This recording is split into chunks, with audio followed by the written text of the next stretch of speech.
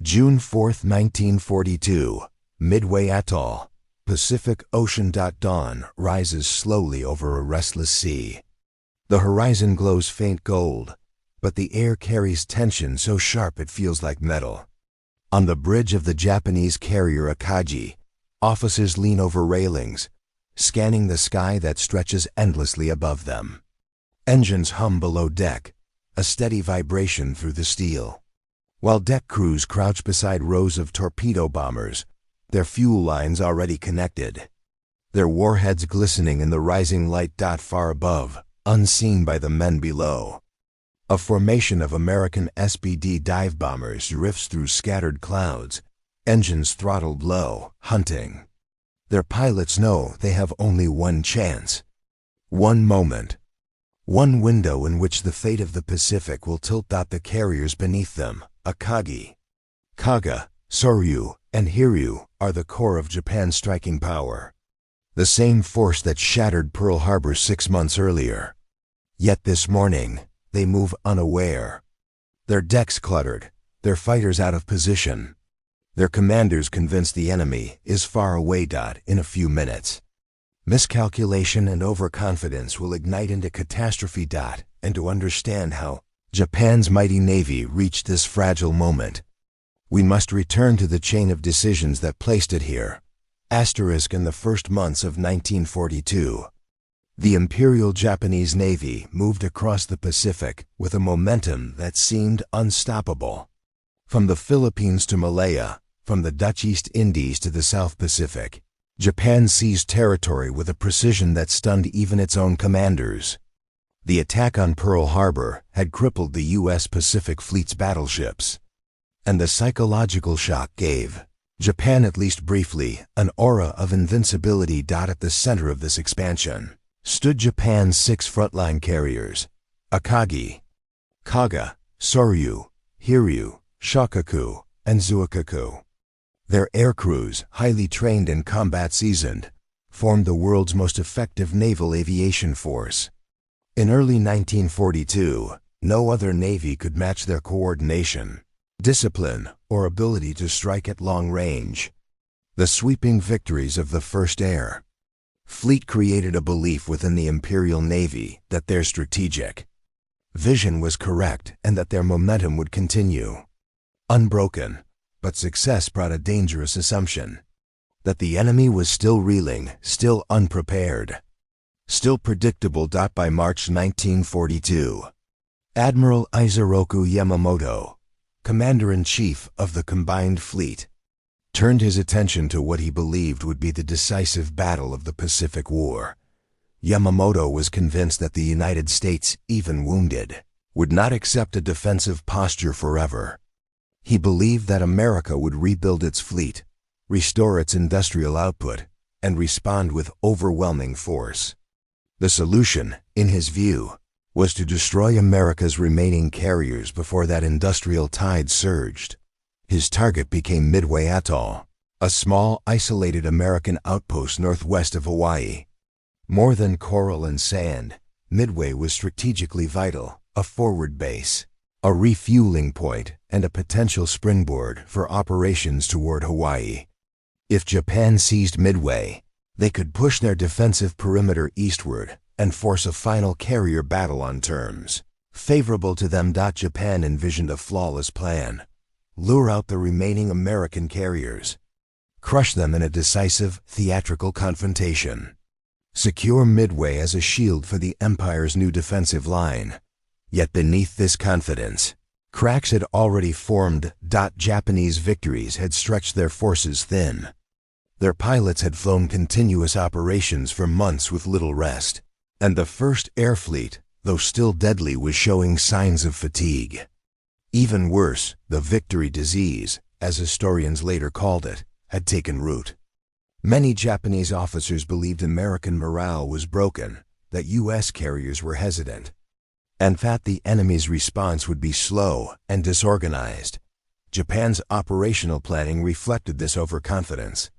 The attack on Midway called for a complex, multi-pronged approach, a main carrier strike force under Vice Admiral Keiichi Nagamo, a distant battleship group under Yamamoto himself, a separate invasion force, and additional support fleets scattered across thousands of miles.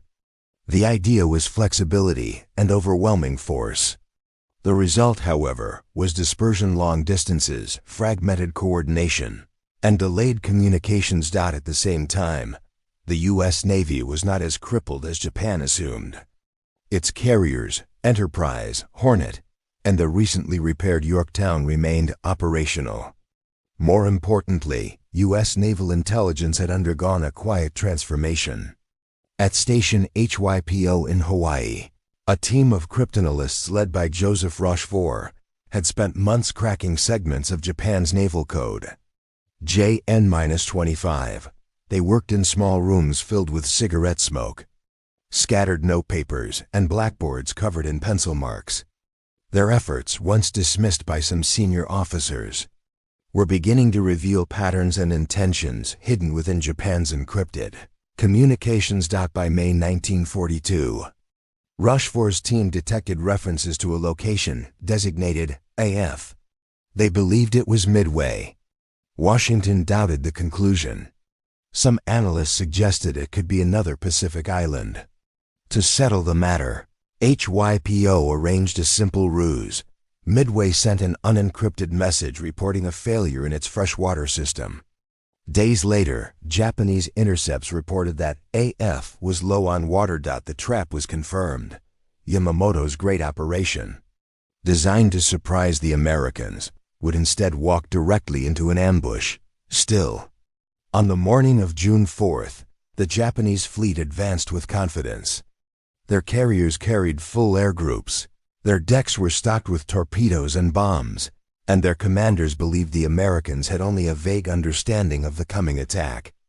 Even as Japanese scouts took off to search the seas, they expected only a small U.S. response, if any at all. What they did not realize was that the U.S. carriers were already positioned northeast of Midway, ready to strike first. The stage was set for a confrontation that would hinge not on brute force, but on timing, scouting errors, and a single catastrophic misjudgment. And to understand how these misjudgments grew into disaster, we must look deeper into the intelligence and preparations that shaped the battle's opening hours. As Japan advanced toward Midway, the United States prepared with a clarity of purpose that came from knowing exactly what was coming. Thanks to Station HYPO's code-breaking, Admiral Chester W. Nimitz, commander of the Pacific Fleet, held an advantage rarely seen in warfare. He knew Japan's attack date, the direction of approach, and even the approximate composition of their forces. For the first time since the war began, the U.S. would not be reacting to Japan. They would be waiting. Nimitz took a risk that many considered reckless. He ordered the battered carrier Yorktown, still scarred from the Battle of the Coral Sea, to be repaired at Pearl Harbor in just 72 hours. Crews worked around the clock, welding, hammering, sealing ruptured compartments, and restoring the flight deck with an urgency that bordered on desperation. The ship sailed out still incomplete, but seaworthy enough to fight. At the same time, Task Forces 16 and 17, under Admirals Raymond Spruance and Frank Jack Fletcher, moved into a position northeast of Midway directly in the path Japanese carriers would unknowingly pass. Nimitz had deliberately placed his forces where they could strike the moment Nagamo launched his first attack on the atoll. It was a gamble rooted in intelligence rather than guesswork. Japan, however, believed they held the advantage of secrecy. Their reconnaissance plans were intricate but flawed. Several scout planes were assigned to sweep vast areas of ocean, but refueling issues, long distances, and tight schedules weakened their coverage. The most critical gap came from a single float plane from the cruiser Tone, whose delayed launch created a blind spot at the worst possible time. Japan's fleet sailed forward unaware that enemy carriers were already operating in the zone they believed empty. Japanese assumptions intensified the danger. Nagamo believed there were no U.S. carriers nearby because earlier battles had damaged American naval aviation. His staff officers trusted pre-war doctrines that emphasized predictable enemy behavior. Their planning relied on the belief that the U.S. would respond cautiously, offering Japan time to strike Midway and then prepare for any counterattack. But the Americans had no intention of waiting on Midway itself. U.S. Marines, Navy personnel, and Army Air Forces crews prepared for the inevitable assault. Pilots slept in barracks surrounded by sandbags. Mechanics loaded bombs under the rising heat of early June. The island's radar station scanned the sea for signs of incoming aircraft. Though outmatched by the elite Japanese flyers, Midway's defenders understood their role.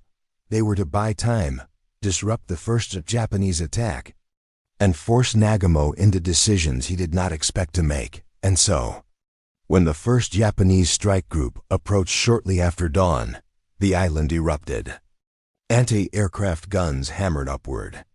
American fighters struggled against superior Japanese Zeros, but every minute they held the attackers in combat mattered. Nagamo's pilots soon reported back. Midway was damaged but not disabled. A second strike might be needed. This single message placed Nagamo at a crossroads. He had already equipped his reserve aircraft with torpedoes for an expected American naval presence. Changing them to land bombs required precious time. Doctrine told him to strike the island again. Instinct told him American carriers might be close. But reconnaissance reports were incomplete, and radio traffic was confusing. His hesitation created a narrow window just minutes long during which his carriers were caught with fuel hoses scattered across the decks, bombs stacked near aircraft, and crews rushing to change ordnance. It was the most vulnerable state a carrier could be in. Meanwhile, U.S. carrier-based planes were already airborne. Their early waves torpedo bombers flying at low altitude suffered devastating losses to Japanese fighters. Many were shot down before reaching their targets. Yet their sacrifice achieved something unexpected.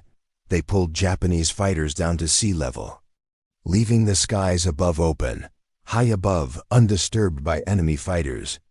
The U.S. dive bomber squadrons continued their search.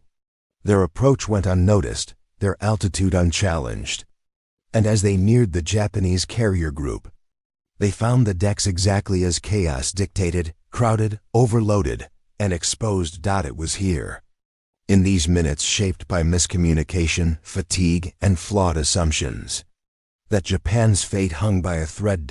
To fully understand how these cracks in planning and intelligence converged into disaster, we must explore the various angles, human, tactical, technological, and strategic, that turned a proud fleet into a burning graveyard in a single morning.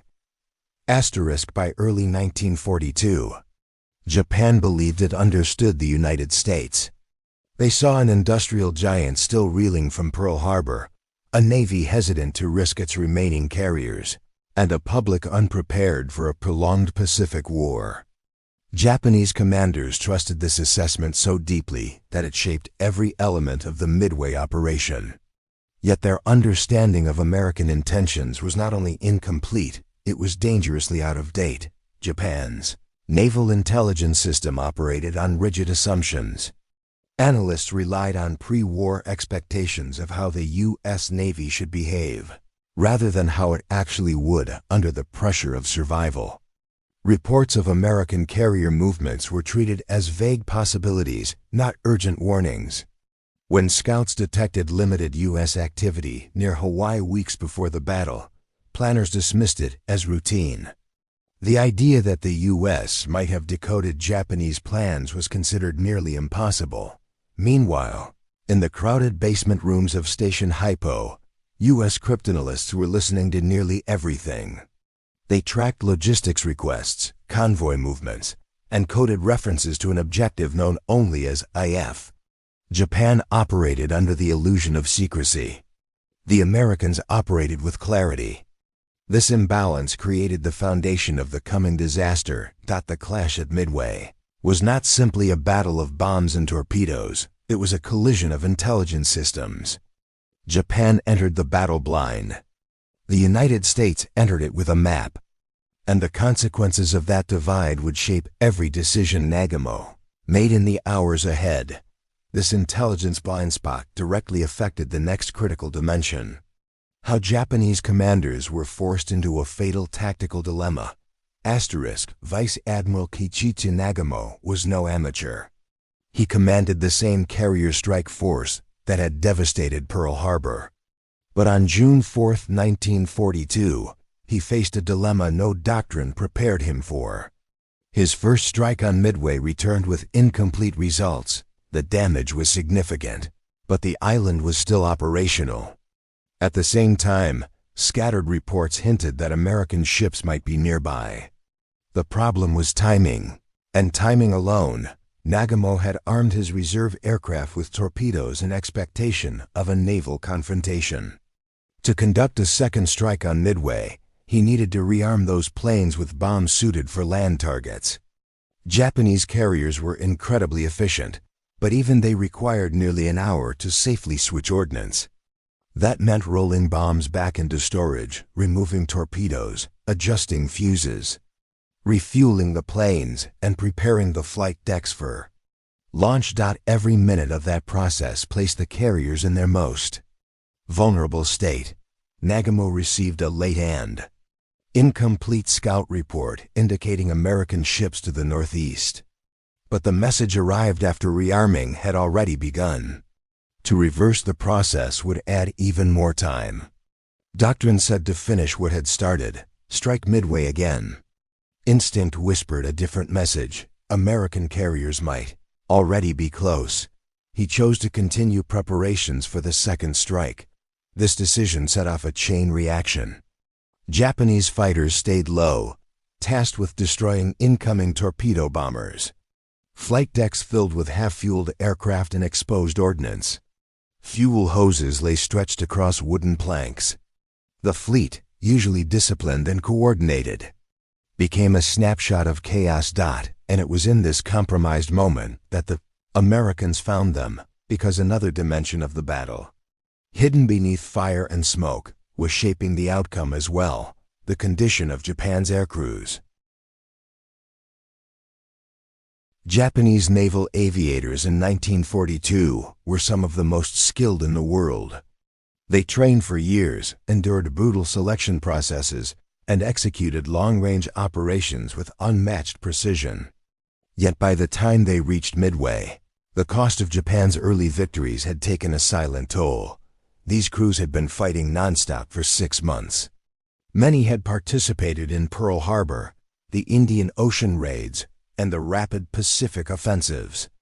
They flew long sorties with minimal rest, maintained aircraft under harsh conditions, and suffered attrition that could not be easily replaced. Japan's pilot training system was long, slow, and elite by design. Replacement pilots were not ready. Every loss was permanent. As the Midway operation unfolded, exhaustion shaped decisions. Pilots returning from the first strike reported losses, damage, and the need for another attack. Their voices carried urgency, but also fatigue. Flight deck crews rushed to rearm aircraft in sweltering heat, moving heavy munitions with the precision of men who had done this hundreds of times, but with the strain of knowing they might have to do it again. Within the hour, even the Zero pilots, Japan's best, were worn down by repeated defensive scrambles. When American torpedo squadrons approached at low altitude, the Zeros dove to intercept, engaging in desperate battles that dragged them far from the high-altitude watch where they normally hunted. They fought bravely, but the relentless pace left the upper skies momentarily unguarded.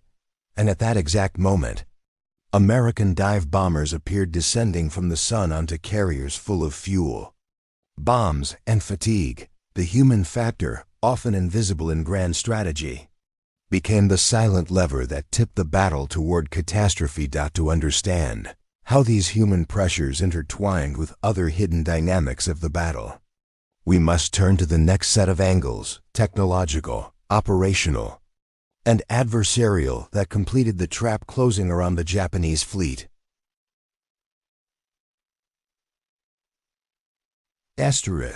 Japan's carriers were powerful striking platforms, but beneath their effectiveness lay a design philosophy that favored offensive reach over defensive resilience.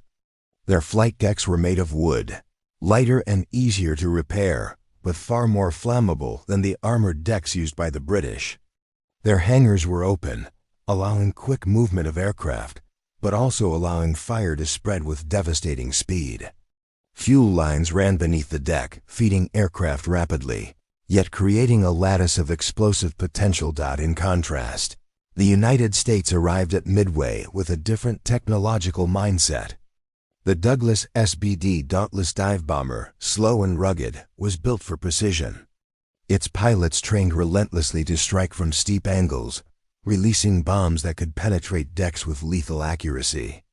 At Midway, this combination of durability and accuracy became decisive. Japan's Zero fighters were unmatched in maneuverability, but lacked armor and self-sealing fuel tanks. Their strength was agility, not endurance. When defending against American torpedo bombers near sea level, they were forced into prolonged, low-altitude combats.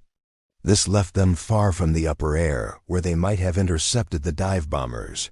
Approaching from above. The technological interplay was subtle but deadly. Japanese carriers, with their wooden decks, open hangars, and exposed ordnance, were ideal targets for bombs delivered from vertical dives.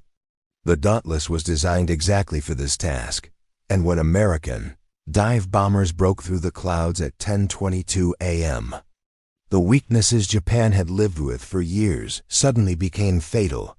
These technological realities fed into a broader operational issue, one rooted in Japan's complex and overly ambitious battle plan. Asterisk. Admiral Yamamoto's plan for Midway was grand in scale, but fragile in execution.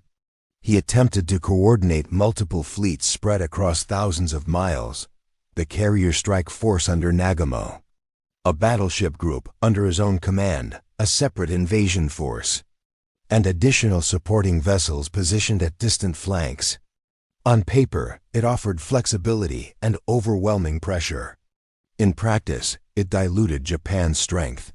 Yamamoto himself was hundreds of miles behind Nagamo, far too distant to influence fast-moving carrier engagements. His battleships, intended to deliver a decisive surface blow after the carriers softened the enemy, were irrelevant once air power became the determining factor. The idea of a massive coordinated battle he envisioned was undone by the realities of the modern naval battlefield. Communications were slow, reconnaissance was inconsistent, and the rapidly changing conditions of carrier warfare demanded immediate decisions. Compounding this was the failed reconnaissance plan. Several scout aircraft launched late or missed their assigned search patterns entirely. One crucial float plane from the cruiser, tone delayed by mechanical issues, missed detecting the American carriers at a moment when even a few minutes' warning might have altered Nagumo's decisions. Japan expected to fight on its terms, a carefully controlled engagement where enemy movements were predictable. Instead, they entered a chaotic environment where timing ruled everything, and where a single delayed scout plane could shift the balance of an entire war. This operational overreach didn't just expose Japan to danger. It gave the enemy an opportunity to execute their own bold decisions at a moment of maximum vulnerability, and that leads to the final angle before the decisive moment. The aggressive resolve of the American commanders who gambled everything in a single strike. Asterisk.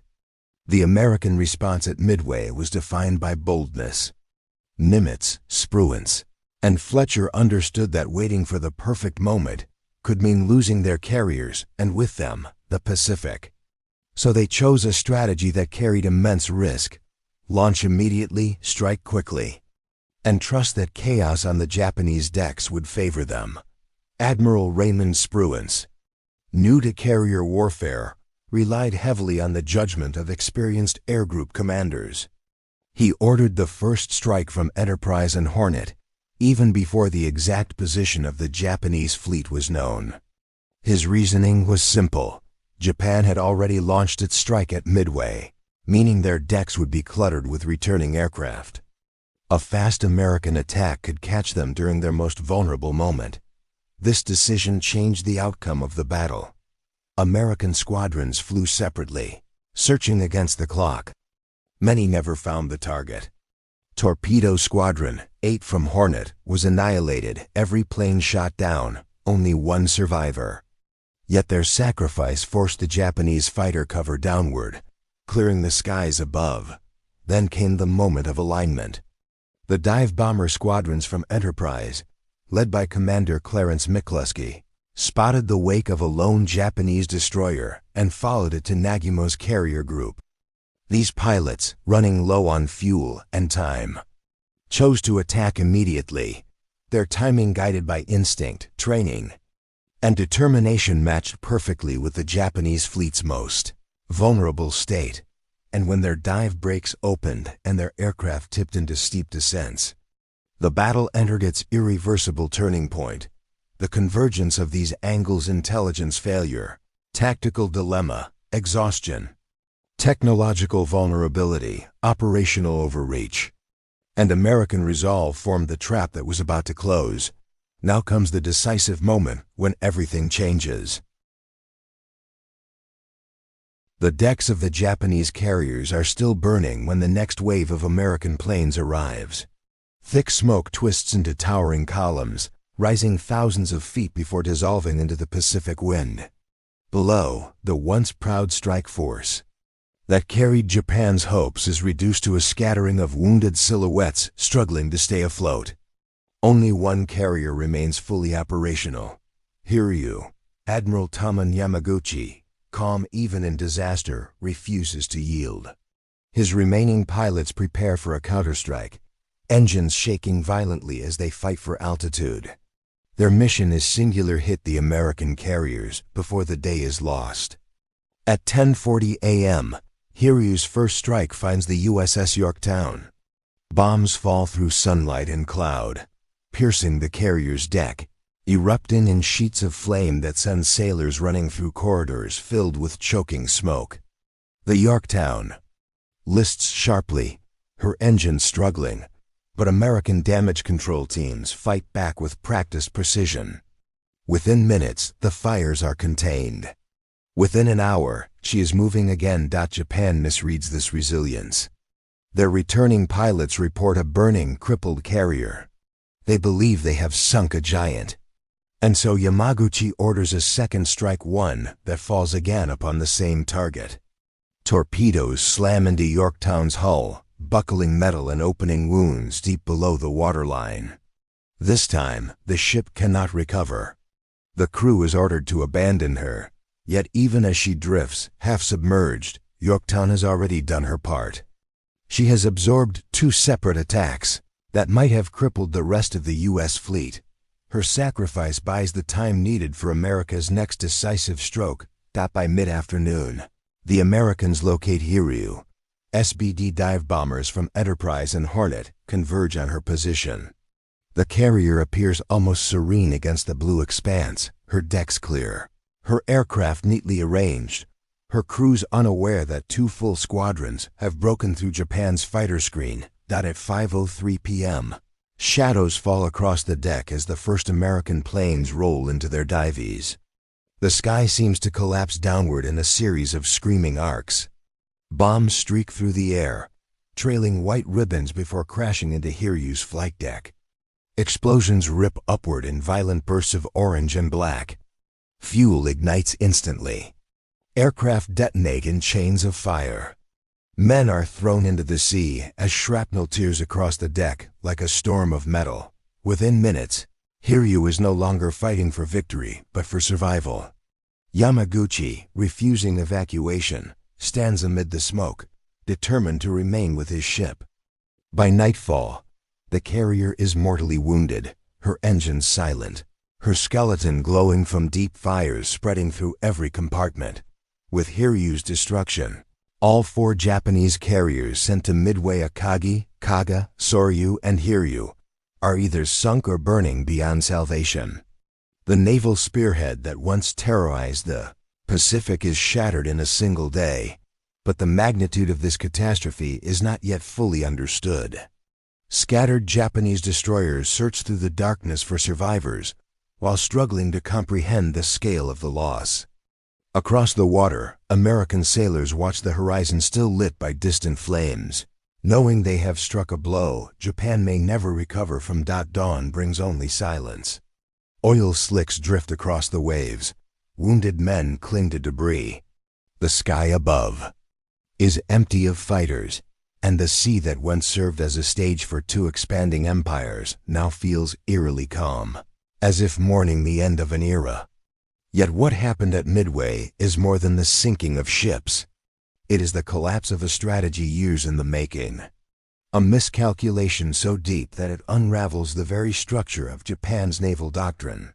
A moment when overconfidence, flawed intelligence, rigid planning, and technological imbalance converge into one of history's most decisive turning points. And as the fires slowly fade from the Pacific, the true cost of this blunder begins to reveal itself, because the destruction of Japan's carrier force did not simply end a battle. It changed the trajectory of the entire war. When the smoke finally settled over the Central Pacific, the scale of Japan's defeat began to reveal itself. Not through the flames still rising from sunken carriers, but through the silence that spread across the Imperial Navy's command structure.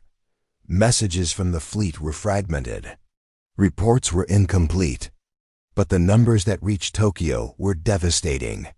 4 fleet carriers, Akagi, Kaga, Soryu, Hiryu gone. Over 250 aircraft lost. More than 3,000 sailors dead. And among them, irreplaceable veterans, the pilots who had executed Pearl Harbor, the deck crews trained since the 1930s, the commanders who understood carrier warfare better than anyone alive. This was not simply a tactical loss. It was the destruction of Japan's offensive arm. The Imperial Navy had spent years building this elite force. But unlike the United States, Japan lacked the industrial depth to replace it. Their factories were already stretched, producing aircraft at a fraction of America's output. Their pilot training program, once the pride of naval aviation, could not replenish the rapid attrition of skilled men. For every pilot Japan lost at Midway, America could train 5. For every aircraft Japan struggled to produce, the United States produced 10 more. Within days, Japan understood the truth. The war could no longer be won through decisive naval offensives, but the shock ran deeper than material losses. Midway shattered the Imperial Navy's confidence. Its admirals had been raised on a doctrine of striking first, striking fast, and forcing a single climactic battle that would destroy the enemy's will. That doctrine had guided their thinking from Port Arthur in 1904 to Pearl Harbor in 1941. Now, it lay broken at the bottom of the Pacific. Even the Japanese public, kept in the dark by state-controlled media, sensed something had gone terribly wrong. Newspapers printed vague references to damage and unexpected setbacks, but the absence of declarations of victory, so common in earlier campaigns, sent a subtle alarm through the population. Inside Japan's high command, debates grew tense. Admiral Yamamoto, the architect of the Pearl Harbor attack and the Midway Plan, accepted responsibility. He had believed the Americans would be too weakened, too scattered, too demoralized to resist effectively. He had underestimated their intelligence capabilities. He had overestimated the element of surprise. And he had allowed optimism to shape decisions that demanded absolute caution. The United States, meanwhile, moved quickly to consolidate its success. The repair of damaged vessels began immediately. Yorktown, although ultimately destined to sink, had drawn Japan's strikes away from the rest of the fleet. Her sacrifice bought precious time that allowed the U.S. Navy to maintain its momentum. American morale surged. The psychological shift was immediate and profound. The nation that had been stunned by Pearl Harbor now felt the tide turning. Newspapers declared Midway a triumph. a symbol of resilience and technological superiority. Recruiting offices filled, factories doubled shifts. The Pacific Fleet, once cornered and desperate, now possessed a new confidence. But the strategic implications went even further. With Japan's carrier strength gutted, the United States gained the initiative. For the first time since the war began, America could plan offensives without fear of a superior enemy striking from the air. This shift set into motion the next major campaign, one that would take place thousands of miles south, on the island of Guadalcanal, because Midway did not end the war. It opened the door to an entirely new phase, one defined by relentless American pressure and Japan's struggle to defend an empire it could no longer sustain. And the consequences of that shift would soon become unmistakable. In the weeks following Midway, Japan tried to reorganize what remained of its naval air arm. New pilots arrived from training centers across the home islands, many of them barely prepared for combat. Their instructors knew the truth. Japan's aviation program had been designed for quality, not quantity. It produced experts, not replacements. And now, faced with catastrophic losses, the system was buckling under its own philosophy. The surviving veterans from the Midway Strike Force, those rescued from the sea, returned with injuries, exhaustion, and a stark awareness that the war had changed. Some bore burns from exploding fuel lines. Others carried the trauma of watching their ships erupt beneath their feet. Their reports painted a grim picture. American pilots were improving rapidly, their tactics coordinated, their equipment robust. The U.S. Navy, once seen as slow to adapt, was evolving with speed born of necessity. For Japan, the psychological blow deepened with each passing month. The Imperial Navy had long operated under the belief that its carrier aviators were unmatched. This belief had been reinforced through every successful operation from Pearl Harbor to the Indian Ocean raids. Midway did not merely challenge that belief, it destroyed it. When the Guadalcanal campaign began in August 1942, the consequences became painfully clear. Japanese air units arriving to support operations in the Solomon Islands lacked the cohesion and experience that once defined them. Their losses mounted quickly. Replacement planes were fewer. Replacement pilots were weaker. The cycle that began at Midway, the loss of elite aviators, continued until the Imperial Navy's air arm was only a shadow of what had existed 6 months earlier on the American side. The trajectory was reversed. Lessons from Midway were analyzed immediately. Scouting patterns improved. Carrier formations were refined, and coordination between air groups became more efficient. Factories in the United States accelerated aircraft production, turning out fighters and bombers in numbers Japan could not hope to match. New carriers, Essex-class giants, were already under construction, symbolizing a future in which American naval power would dwarf anything seen before. And yet, within Japan's high command, the official narrative masked the depth of the crisis. Reports sent to the emperor spoke vaguely of unexpected damage and temporary setbacks. The truth that 4 irreplaceable carriers had been lost in one day was too devastating to state plainly. But the officers closest to the disaster understood. The naval balance of the Pacific had shifted permanently. Even Admiral Yamamoto, whose prestige had been unmatched before the battle, recognized the irreversible damage. He continued to lead operations, but his strategic vision had lost its foundation. The decisive battle he had once hoped to engineer had already occurred, just not in the way he intended. In Tokyo, planners struggled to adjust. They fortified island chains, anticipating future American assaults. They reallocated resources toward defensive operations. But none of these efforts could compensate for the loss of trained aviators, skilled maintenance crews, and the carriers that had once given Japan dominance across the Pacific. Midway had hollowed out the core of Japan's naval power. The empire could still fight fiercely, still resist, still inflict casualties. But it could no longer seize the initiative. It could no longer dictate the rhythm of battle.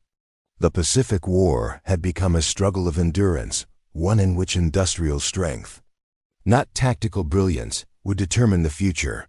And in that kind of war, Japan faced an opponent with unmatched capacity and growing momentum. What happened at Midway was more than a defeat. It was the moment the war's outcome became visible. Even if it would take 3 more years of bitter combat for the world to see it unfold. In the wake of this blunder, this collapse rooted in misjudgment, overconfidence, and fatal timing, the Pacific shifted into a new chapter. 1. Defined by consequences that would echo far beyond the burning decks of June 4, 1942. Asterisk. History often turns not on the strength of nations, but on the fragility of assumptions. Midway stands as one of the clearest examples. The Imperial Japanese Navy entered the battle with confidence built on 6 months of triumph. They possessed experienced aviators, powerful carriers, and a doctrine that had delivered victory after victory. But beneath that momentum lay blind spots, gaps in intelligence, overconfidence in planning, and a belief that the enemy would act according to old patterns. The United States, wounded but unbroken, refused to follow those patterns. At Midway, the two fleets collided, not just in a clash of steel and fire, but in a confrontation between two ways of understanding war itself. Japan relied on the precision of its elite forces. America relied on adaptability, code-breaking, and a willingness to take risks even in uncertainty. When the moment came, it was the fleet that could learn faster, adjust quicker, and let go of assumptions that prevailed. The blunder that destroyed Japan's Navy overnight was not a single mistake, but a chain of them: a delayed scout plane, a misread report, a rushed rearming order, a belief that the enemy was too slow to strike back. Each error alone was survivable. Together, they formed the opening through which the entire course of the war shifted. The burning carriers at Midway did more than mark the end of Japan's naval dominance. They marked the beginning of a new reality in the Pacific, one where initiative passed to the United States, where industrial strength became decisive, and where Japan found itself defending an empire it no longer had the means to sustain. And yet, the deeper lesson of Midway is not about machines or tactics. It is about the cost of certainty in a world defined by change.